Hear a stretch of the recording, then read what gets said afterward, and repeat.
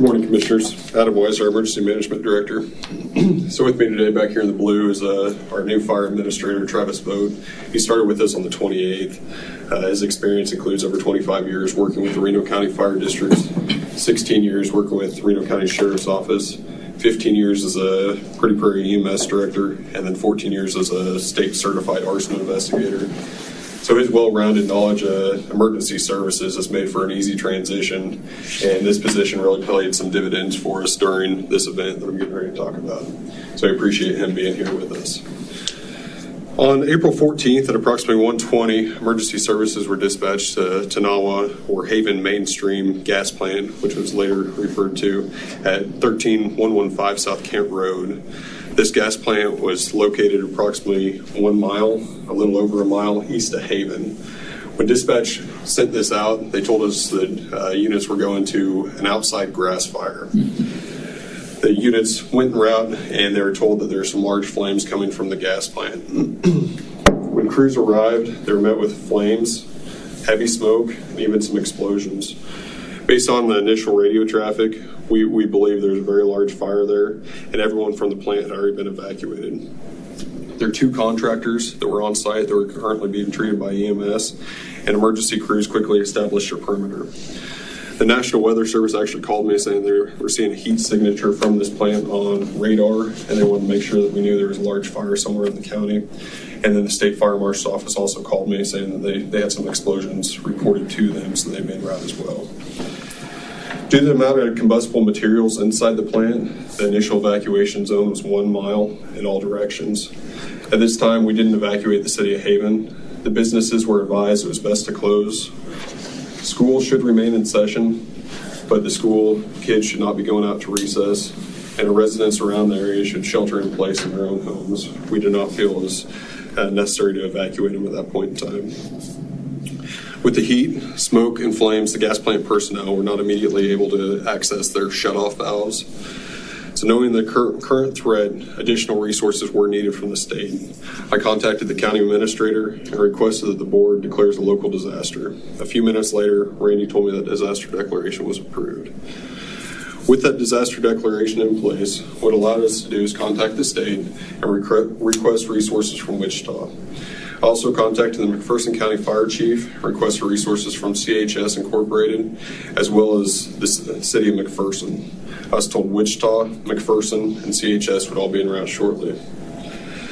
Around this point is when we found out everyone had been accounted for. The 2 individuals who had burns were transported to EMS by EMS to a hospital in Wichita. The crews were able to get in and shut down the valves that were further away, and plant officials were finally able to get into their plant and shut off the valves. The flames and smoke had significantly diminished. The sheriff's office was still on scene, evacuating the area, blocking roads, and were able to put a drone in the air. From the air, we were able to see the whole scene, and we were able to see some office buildings that were currently burning.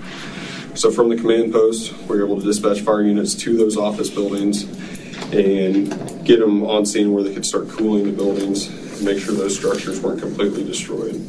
The drone was imperative for us because it actually changed the tactics of the command post. They were able to see a partial structure collapse on that structure that the fire units were going to, and command post was able to tell our fire units stay out of the area or stay out from inside the building and make sure they were safe. So the drone was really big for us there. At this point, the fire seemed to be under control. Although there is still a significant amount of petroleum products present, we believe the risk of a very large fire or explosion was low. We began allowing residents back in their homes, and we talked to the city of Haven about a baseball game that was going to be played on the north side of Haven that evening. At approximately 7 p.m., the plant operator stated that they wanted to do an intentional release of the pressurized gas. He said it was going to be loud, and citizens of the immediate area, including individuals at the baseball game, would be able to hear it. We notified the chief of police of Haven, put out information on our social media, and then also contacted the baseball stadium to announce it over their loudspeakers. The blow-off lasted approximately 5 minutes and started at approximately 7:15, and the release seemed to go well. After the release, we started letting some of our first responders go home. Wichita, CHS, and the State Fire Marshal's office were still inside the perimeter working. Our plan was for once CHS, Wichita, and the fire marshal's office were done, we're going to turn the scene back over to the plant officials and give them the scene and just leave a couple fire units there. We'd almost sent all our fire units home, and we requested that Fire District 9, which the authority having jurisdiction out there, just monitor the area, and their plan was to stay there overnight and cut down some of the trees that were still actively burning the following day. At approximately 9:30 that evening, the command post was notified of a major problem. Plant employees were inside, and they pointed out a vessel that contained approximately 2,000 to 3,000 gallons of liquid natural gas that was still full. The vessel relief valves were believed to be compromised, and there were ice crystals seen on the bottom of the vessel. This indicated to plant employees that the materials inside the vessel were boiling. We were told this vessel could explode at any time. It could be anywhere from 20 minutes to 72 hours. With this new information, we immediately pulled our responders out, and we started looking at a maximum blast radius. The maximum blast radius of this facility, of the hazard we were currently dealing with, was estimated to be somewhere between 1.4 and 2 miles, putting the city of Haven inside that radius. I called the sheriff, Hutchinson Fire, county administrator, and notified them of the changes. The fire administrator began contacting all our county fire chiefs and our local resources to try to make sure we had enough fire assets on scene. We all evacuated to the carriage crossing parking lot and set up a command post there to come up with a game plan. Inside that command post, the decision was made to evacuate a 1.5-mile radius, including the residents of the city of Haven. We also decided to notify the rest of the residents in Haven to let them know what was going on and give them an option to leave if they chose to. Haven's mayor was present for those conversations. When the sheriff's office went to Haven to start the evacuations, we moved the command post to the Hutchinson Fire Command and Training Center on East 4th to discuss our next steps. When arriving at the CTC, I called our IT director and asked for some GIS mapping and work. These maps so we could see not only the homes in the area and the landscape, but draw some hazard plumes if necessary. He began immediately working on those maps. We needed multiple roads blocked that would take a lot of manpower from the County Public Works Department. Randy notified the County Public Works Director, and then Randy also called the RCAT Director to have some buses en route because there was a care facility on the north side of Haven that was also evacuating. The commissioner was present at the time, and he even assisted typing a press release for us. At this point, it was all hands on deck. We're coordinating resources and pushing information out as quickly as it came in. I contacted the Salvation Army. They opened their doors to our residents who were evacuated. We called all the hotels in the area and found vacancies. We passed along that information along to the Salvation Army. And when the evacuees arrived at the Salvation Army, they're instructed to go to a hotel at no cost to these evacuees. While the evacuations were going on, we were trying to figure out a way to mitigate the vessel. We began calling local experts in the field. One Oak sent one of their plant professionals to the scene, and as soon as he arrived, he requested drawings of the plant and the vessel that we were concerned about. He spent a significant amount of time studying those plans and the vessel, and there was a discussion at the command post about how the vessel was venting. Based on his knowledge and his expertise, we felt the risk of explosion had significantly diminished at that point. We worked on a mitigation strategy on how to keep our responders safe and our community safe while trying to allow the roads open and our residents back into their homes. After coming up with that strategy, we contacted IFO Group out of Houston and had a conference call with them. They're en route to Reno County, and they're familiar with the situation at that point in time. After explaining our mitigation strategy and a lengthy conversation, it was decided to allow the fires to continue to burn. Those fires were actually taking pressure off the plant, which was a good thing. After that call, we decided to let our residents home at approximately 6 a.m. in the morning so they could get ready for work. We also opened every roadway. On Friday, we used drones to fly the plant again. This confirmed the mitigation strategies that we discussed a few hours prior to. We're going to work. Crews continue to monitor the area all day, and at approximately 5:20 that evening, the operations were turned over to the IFO group. IFO remains on scene today. They're still dealing with a lot of petroleum products and mitigating both short-term and long-term impacts. Mitigation and remedies will take a significant amount of time, and I expect them to be on scene for the next couple of months. I believe we evacuated approximately 90 homes during this event, and it was a pretty good evacuation. It's always a challenge for us to evacuate our citizens, but however, with how great this risk was, and the information we had at the time, we can think about it. We can think about it this week. We can talk about it all day long. We made the correct decision. I would evacuate those residents every single time with that information. To date, I have not heard any complaints from our evacuated citizens, the ones who had to leave their homes late in the evening. Like I spoke earlier, the drone was imperative during this event. It really changed our tactics, kept our responders safe, and was able to show us from a distance what we didn't know or what we couldn't see. I'm not sure how we would operate it if we didn't have a drone available. The county councilor came out on his day off and worked with us. That was very helpful. And then one group we usually don't mention is our media. Our media was actually wonderful during this event. They stayed away from the area they weren't supposed to be in. They allowed our responders to work, and then they were also patient with us when we were putting out press releases and doing media conferences. That didn't go unnoticed. That was good. Gambinos came out, they fed our responders, and they've always been great to work with. They didn't charge us for any of the pizzas. Gambinos, I can't say enough good things about them. And then One Oak and CHS Incorporated, they both provided subject matter experts to us. They didn't have to help us, but they chose to. So the course of all this, all our county departments coming together, county fire districts, Hutchinson Fire Department, South Hutchinson, surrounding police and fire agencies, as well as our private partners.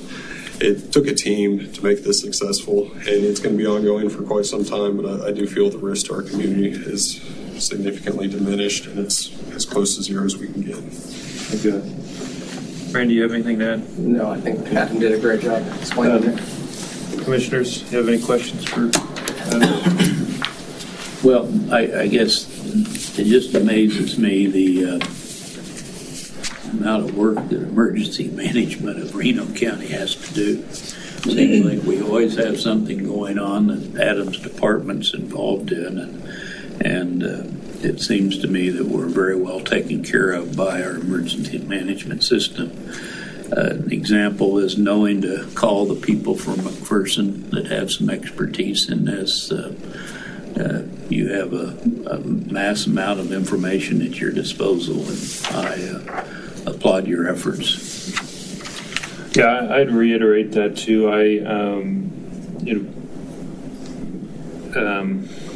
One of the jobs that I've found out being county commission chair is I have to declare the emergency, and I thought, that'd be a rare event. I think I've done it. I think I've done it 3 times, maybe 4 this year already in 4 months, and it's kind of humorous, kind of not, but certainly appreciate everything emergency management's done. When the situation escalated in the evening, Randy called and suggested I come out, and I got to witness firsthand kind of the live action of the event, both in Yoder and then back at the fire. Is it COC? CTC. Continue to be impressed. Agree with Commissioner Sellers on emergency management. Sheriff, Hutch Fire, Sedgwick Fire. Was it Sedgwick Fire that was going to? Weishaar Fire was adding some good help as well, and it was just impressive to see the process firsthand. I did, and Haven Mayor was there, and I did. When Randy called me and said they were going to evacuate, I went ahead and called the mayor just to make sure he didn't need anything, and I think he was appreciative as well. Certainly a challenge for his community. The one thing out of all of this that, and it feels like kind of the reason we had to do what we did was it felt like a lack of preparedness from the operator itself. And I'm not an expert, so I'm going to leave that to the experts. But one of the questions I had for you, Adam, was I'm sure there's regulatory authorities that may be interested in this event. Who are those, and are they looking into this at all? Or? So I know the State Fire Marshal's Office is looking at them, and then there's a federal regulatory authority that's looking into them, and then as well as OSHA. OSHA is here. Something we're doing this week is we're meeting with all the gas plants that are still active, and we're meeting with them to discuss their plans and talk about some lessons learned. Well, that was my takeaway too, was it seems like we need to confirm that operators have kind of worst case scenario plans, and I think everybody around the room was surprised that we had to call in ONEOK to help explain what was going on, and I think that I think we shouldn't underestimate the efforts that ONEOK put forth to this event, and certainly they probably could have easily said that's too much of a liability for them to even deal with, and they stepped up and came in and answered a lot of the emergency response questions that couldn't be answered by the operator at the time, and saved a prolonged evacuation, I think. And so I echo Adam's point about they did the right thing without knowing everything at the time, and better safe than sorry. So I appreciate all that work, and I think there should be some ongoing effort to make sure all of the volatile operations in the county have a plan. So thank you for that, Adam.